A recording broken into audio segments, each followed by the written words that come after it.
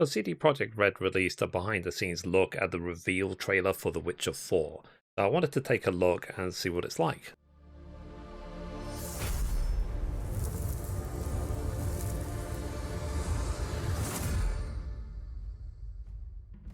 We felt that this is the moment to tell the story with Ciri.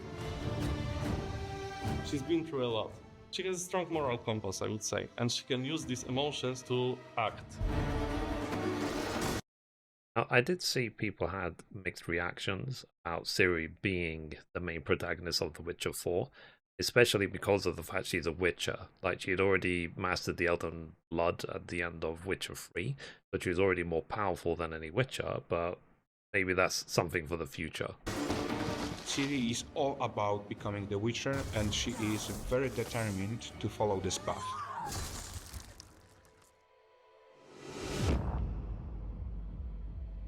Yeah. On a side note, I just hope I have a PC powerful enough to actually play this game at really high settings when it comes out. Because when Witcher 3 came out, my PC was so weak at the time, I couldn't even play the game. At the very first meeting with CDPR, I saw like how much you want to ground this story in the past, at the same time giving a start to a new saga. We were thinking in this story that Mione and Ciri are a little bit mirrors of each other. The traditions of Stromford essentially mean that Mione has to be sacrificed. That's her destiny, and she accepted that destiny. Ciri is known as someone who does not accept destiny. She fights back at it. Ciri was exactly feeling what Mione could feel. Even just looking at her, hearing, her voice trembling when she goes, I shall be, the bringer of salvation. And you can hear that there is a duty in that. There is something you grew up with. There's something you should do, but like deep inside, you know that this is bad. So they have a very brief interaction in the woods when she says like, save yourself, right? That this is something that your older sister would say, your friend, you're someone close to you. Just from this brief interaction, she can exactly know what she is feeling. And she's like, your life is more important than those stupid superstition that your village grew up with. Yeah, I mean, that goes into a wider discussion about the world you're presented. Like, do you accept the world you're presented of what you're taught, or do you think for yourself? One of the really important things was for the viewers to feel as Ciri would feel, so you could see how the story unfolds together with her and get the same emotional flow as she would get as she was trying to fix the issue of the village. The way she kills the monster, the way she reacts to the people killing Mione, it's different than what Geralt would do. She lives through these emotions, she's connected with herself. So all we wanted were to go to the woods, to go to the gods. We always try to walk around Slavic style and be coherent with Sapkowski's book. I believe the style for characters, faces, hairstyles. You can find this kind of faces somewhere in the villages there and there.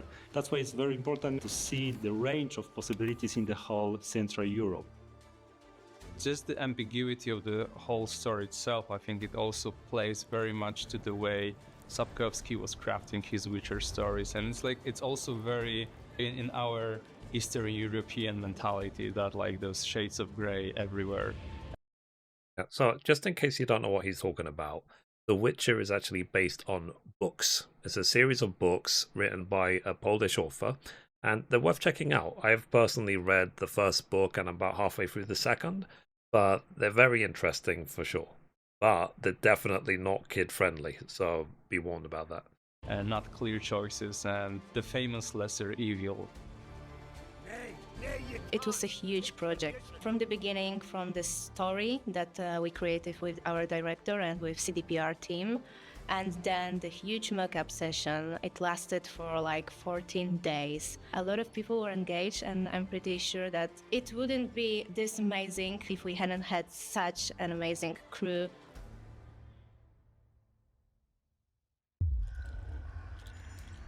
We want you as a viewer to get really into this world, to get close to these characters, to understand what they're going through, because this world is brutal, it's visceral, it's grounded, and we want you to feel it. The whole idea for the trailer was that we want to have natural looking camera, not artificial one, not CGI. That's why we decided to record all those virtual cameras on stage and then later use it. In a trailer, for example, when Yeah. But is that just for the trailer, or do they want to have this theme for the entire game? you see Siri, when she enters the fog, Big question. you can see that she's confused, that she doesn't know where to look, that the camera is more aggressive with motion, and we wanted to express more of this confusion. We wanted to have this glimpse of truth in it. But also there are scenes when magic happens, and then we want to switch from those handheld cameras to more like creative one. The style completely changes, so we go with cranes now, we go with dollies. That was quite a lot of work to animate them properly and have this magical feeling to them. And they are no longer handheld, they are all created by the animators. There are these nuances that we really want to take care of and to make it feel really like a movie.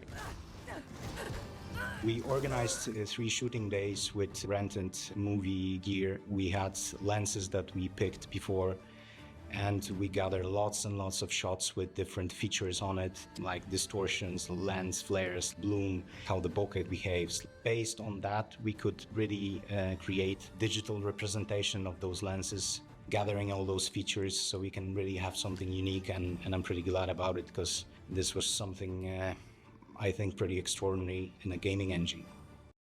Yeah, I think the issue as well is that as time passes, we would always assume that this is CGI, it will never be in the game, stuff like that. But because computers and graphics and so on are becoming so powerful, then it means that in-game is going to look better than what CGI used to look like in the past. Now, of course, we have to keep our expectations so high, because, for example, I personally got carried away with my expectations of Cyberpunk, and then we saw what Cyberpunk was like at launch. It was a complete disaster. So hopefully this will do better.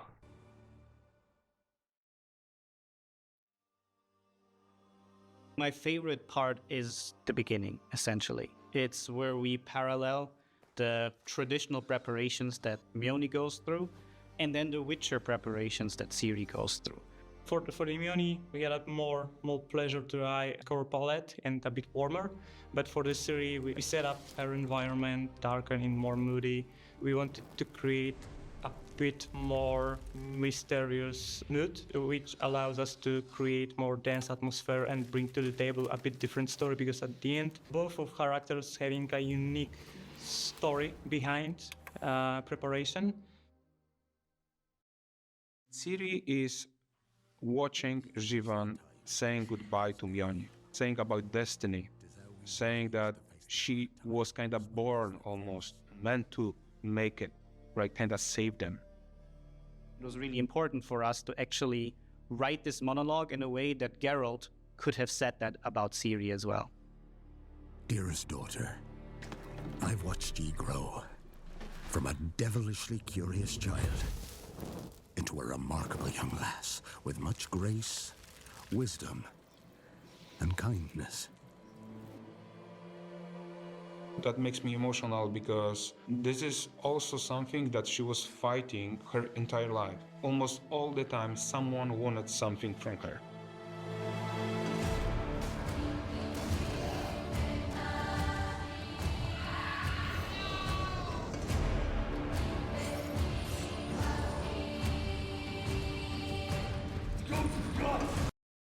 I think these days, like the motion capture artists and a lot of times voice actors are getting into motion capture suits to physically do the acting of the scenes, which is great. But I can understand why sometimes there is a separation, that the voice actors are in a booth and there's the different motion capture artists. But it's definitely a step up from the games I knew as a kid. Like, you know, I'm 40 now. I was playing games like Mario Brothers on the NES, you know, like a long time ago, or the original Prince of Persia on Windows 3.1. So to go from that to where we are already is crazy. We created a physical representation of Balk's shoulders, and his attacking arms and having 4 operators, we kind of recreated the whole monster. On the screen, we saw in real time a moving bow.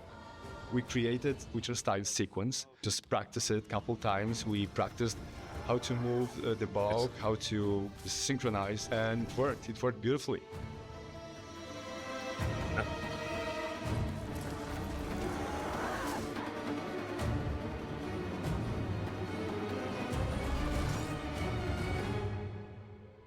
Yeah.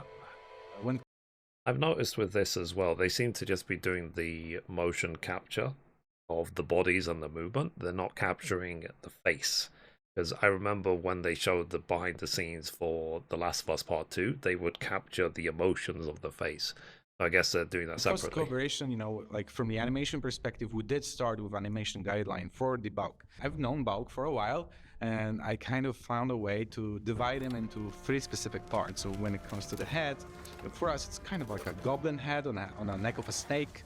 The front arms are as similar to jaguar as possible, while the pincers are literally scorpion claws, and the tail and the back legs are literally dinosaur. And because of that, we're able to actually create this kind of animation bible for the Bauk.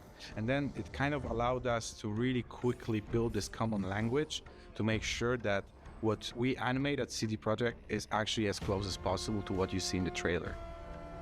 Journey with Unreal Engine was wonderful. We were able to have much more tries and instant preview and much more iterations to get to the proper final result.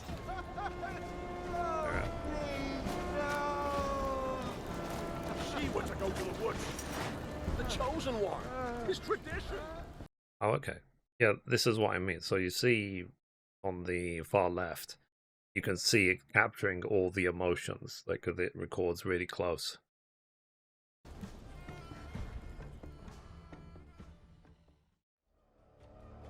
Well, the first thing that puts a smile on my face is the runtime, of course. I'm really glad we could pull up 6 minutes so that even if you don't know anything about The Witcher, you can just play it, watch it, and it's a short story that's understandable from the start to finish. I love the slow burn, which is something very unique for a game trailer, I would say.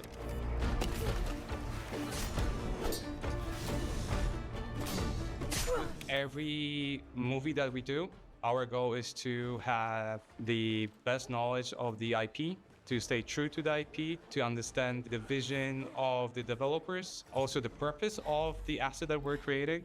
Knowing the Witcher universe inside out is a key to do something that feels equally original as well as true to its foundation. This trailer is an adaptation of a story that we actually want to tell in the game. We're not going to give you a black or white situation. We expect you to consider some situations, make some tough choices, and as an example, that situation that may happen after the trailer is over is such a tough choice. Go to the gods. Gods? There are no gods here. There are only monsters. So yeah, I love watching this stuff. You can head over to The Witcher's website if you want to learn more about the behind the scenes. And when there is the announcement for The Witcher 4 release date, I'll be sure to mention it on the gaming news. So let me know what you thought in the comments.